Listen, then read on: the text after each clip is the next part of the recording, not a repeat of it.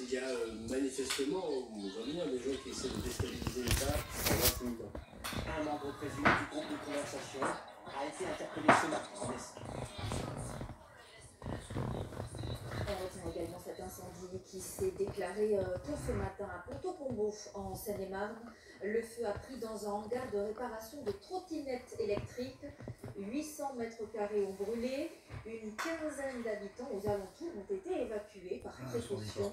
110 pompiers et 46 véhicules ont été mobilisés. Image signée Guillaume Vuitton.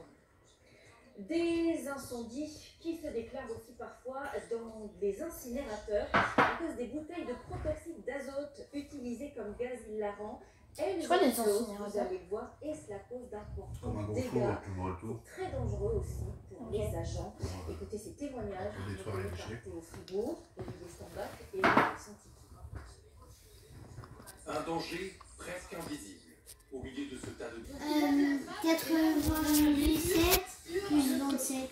Malgré la chaleur, toutes les cartouches de protoxyde d'azote n'éclatent pas. Non. On a à peu près une cinquantaine de bouteilles qui n'ont pas explosé par fois. Plusieurs fois par mois, les centres d'incinération sont contraints d'arrêter leur cours. Les arrêts syndicats du traitement des déchets, les explosions de bouteilles de protoxyde d'azote coûteraient chaque année une vingtaine de millions d'euros au secteur. Concernant la disparition d'Agathe, ça fait 6 jours maintenant que la jeune femme de 28 ans est introuvable. 60 gendarmes au fond de ces marais, des épaves. En 2015 sur Blancpain. Ouais, il y a un seul enfant à l'arrière avec un parapluie, et il a volé juste là devant. On vérifie les endroits qui peuvent être abîmés, peut-être suite à d'un accident. Il n'y a rien de pénalement répréhensible, comme des armes par exemple. Tout objet trouvé à l'intérieur pourrait aider à résoudre une enquête. On arrive quand même sur certaines affaires à remonter sur certains individus. On peut aussi découvrir les véhicules volés et leur simple présence ici peut nous permettre de reconstituer un cheminement des délinquants qui ont été amenés. Donc c'est pour nous toujours intéressant. Pour localiser ces véhicules, les gendarmes ont d'abord effectué une reconnaissance par bateau. Grâce à un sondeur, ils répertorient toutes les formes suspectes repérées sous l'eau. C'est ensuite aux plongeurs d'intervenir pour découvrir de quoi il s'agit. On a des services d'enquête qui nous demandent de plonger dans certains étangs suite à des faits qui se sont commis, vol, cambriolage. On est sur des étangs qui sont à l'écart de la rue de Bordeaux, mais malgré tout très accessibles et qui sont propices à jeter dans l'eau tout un tas de déchets. Ces dépanneurs ont l'habitude de travailler avec En vrai, j'aurais dû prendre la sauce de Ils luxe. ont déjà remorqué plus d'une vingtaine de véhicules en une journée à domicile. Dans l'actualité également, le problème de ces maisons abandonnées quand des familles n'arrivent pas à s'entendre dans le cadre d'une succession ou bien d'une séparation.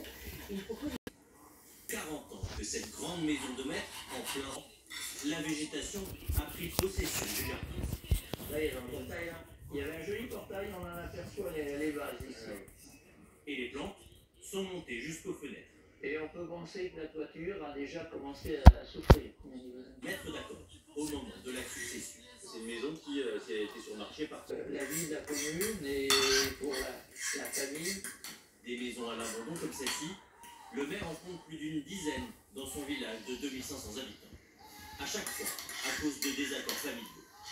L'exemple de l'emploi a donné l'idée aux députés de la circonscription de déposer une proposition de loi pour faire bouger les choses. C'est la solution depuis bien longtemps.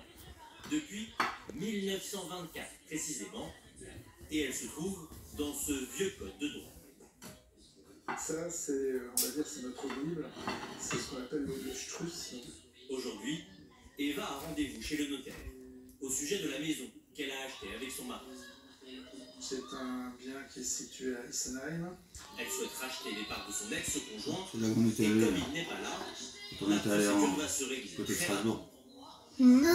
Et donc là, je contre C'était des dépannements. authentique acte. On était allé à Strasbourg. On avait dormi à Essenheim. Ah. On sorcière. C'est clair.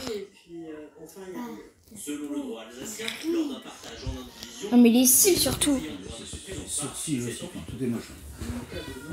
Bah, il a repassé sur ses sourcils, ça se voit. Ce que le procès Oui, c'est les tatouages.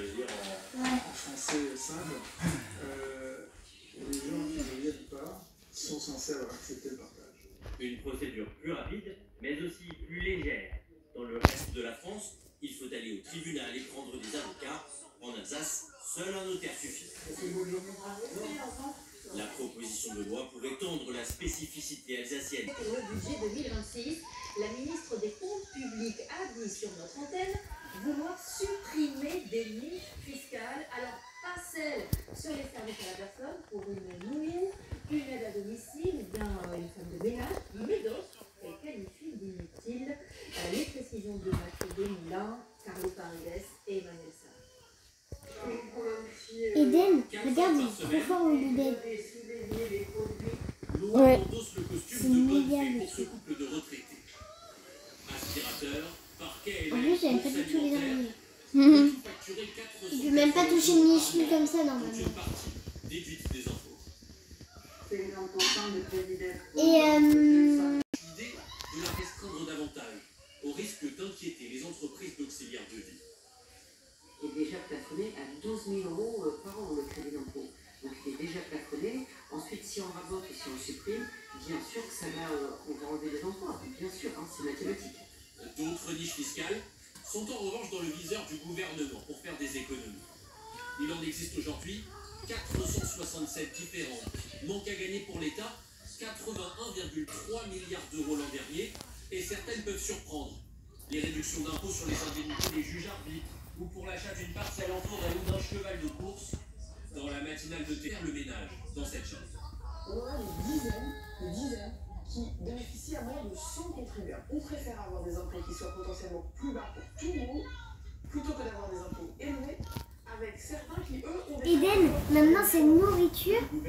Alors oui, Ben il doit manger un œuf de 100 ans. Et Laurie, elle doit manger une langue. Sur les routes, vu que vous êtes nombreux à vous déplacer en ce moment pour les vacances. D'une vingtaine d'offres payantes, avec chacune leur particularité. Comment s'y Il a retrouver? gobé. Tout dépend de comment vous roulez. Céline, par exemple, ne prend pas l'autoroute tous les jours, loin de là. Ça me sert pour partir en vacances 2 à 3 fois par année. Je ne paye que quand je voyage.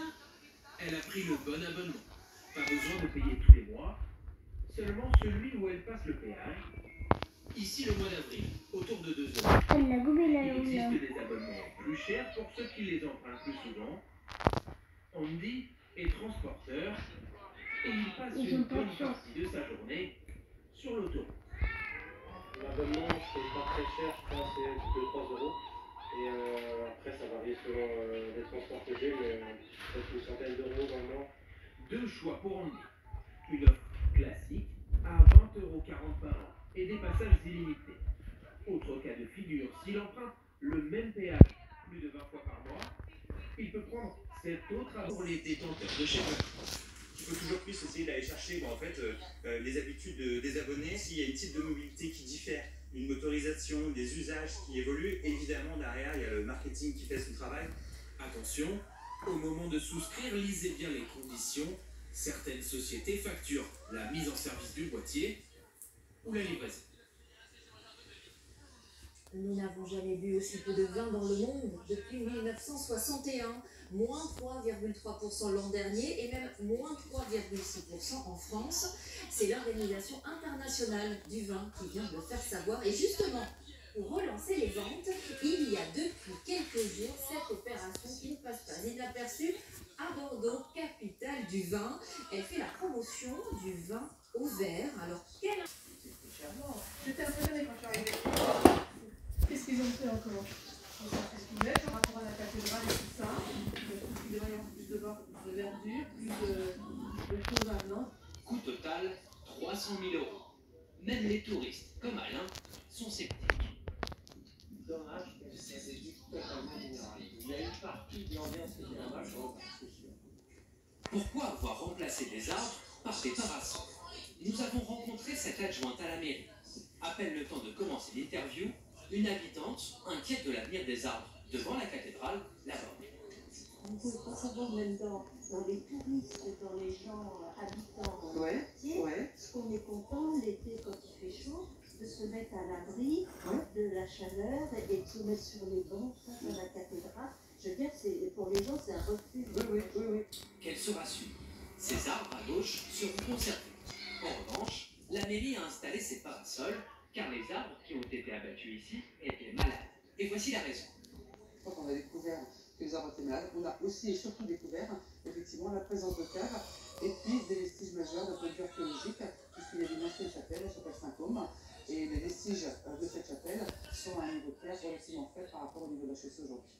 Vous ne pouvez pas se développer, ensuite il y a les 30 cm de terre et en dessous des vestiges archéologiques et des caves. Devant les parasols, la mairie installera une dizaine de vasques végétales comme celle-ci. Elle compte aussi replanter une vingtaine d'arbres à la place de ce bâtiment, à 2 pas de la cathédrale. Ces aménagements doivent encore être validés définitivement par une... Pour des problèmes respiratoires, ça vient de se passer dans le centre et le sud de l'Irak, comme nous montre Jeanne Pancard et Cédric Aguilar. Ce n'est pas un incendie, mais une tempête de sable qui plonge ce village dans la nuit. Plus au sud, impossible d'apercevoir cette ville. Dans les hôpitaux, les patients arrivent par dizaines avec des problèmes respiratoires. Depuis le début de la tempête, près de 4000 personnes ont été prises en charge. Les habitants ne peuvent plus venir déposer l'herbe qu'ils ont tondue dans leur jardin. S'invite-t-il à cette mesure qui pourrait se développer ailleurs? Sandra Boussoret et Julien Hérin. Ce geste, Anthony le répète chaque semaine. Voilà, vous vous retrouvez avec ça chez vous. Depuis l'interdiction de déposer sa tonte en déchetterie début 2024. Dans cette déchetterie près de Rennes, les riverains peuvent toujours déposer branches et feuillages, mais plus de temps. Plus d'un an après, il doit faire une mise sur la bouche. Pour de la pelouse, en fait, je la mets dans le compost avec mes déchets alimentaires. Bon, c'est un peu embêtant, mais bon, je me suis fait un petit coin en palette, et je mets ça dedans, quoi. Valoriser ces biodéchets n'est pas toujours évident. Alors Bonjour Valentin. Bonjour Marie-Sophie. On écoute la question que nous pose Antoine, il a dit. Je suis obligé de mettre du grillage. Que puis-je faire? C'est une question sur nos animaux de compagnie. Quand un chat ou un chien fait des dégâts dans le jardin du voisin, ça doit arriver bien plus souvent qu'on ne le pense. Valentin, vous avez des photos? Oui, parce qu'Antoine ne peut plus vraiment profiter de son jardin. Regardez, il est obligé de mettre des planches ou des filets au-dessus du potager pour protéger les cultures. Il retrouve aussi, il nous l'a dit, des excréments. Ici, on voit même des plumes d'oiseaux, des oiseaux qui ont été attaqués. Tous ces dégâts à cause, selon Antoine, des chats appartenant aux voisins. Voilà, quelles sont les règles? Alors déjà, ça paraît évident, mais si les animaux de votre voisin... Merci Valentin pour toutes ces précisions. Direction maintenant ces îles qui nous étonnent à quelques kilomètres seulement de nos côtes. Les îles anglo-normandes de Jersey, Guernesey, Aurigny ou encore Saint-Tropez. Merci. En l'espace d'une T'as fini de seconde, manger? les couleurs... Oh bah quitte-toi, sérieux, maman va être là, tu sors même pas laver. Oui, mais en même temps, il y avait beaucoup de fruits. Bah je t'ai servi avant moi. J'ai eu le temps de manger, faire la vaisselle, tuer une clope. Ils sont complètement fous. Du transport, le fait de se retrouver au bord de la mer et en même temps dans ce train, juste un moment un peu hors du temps, quoi.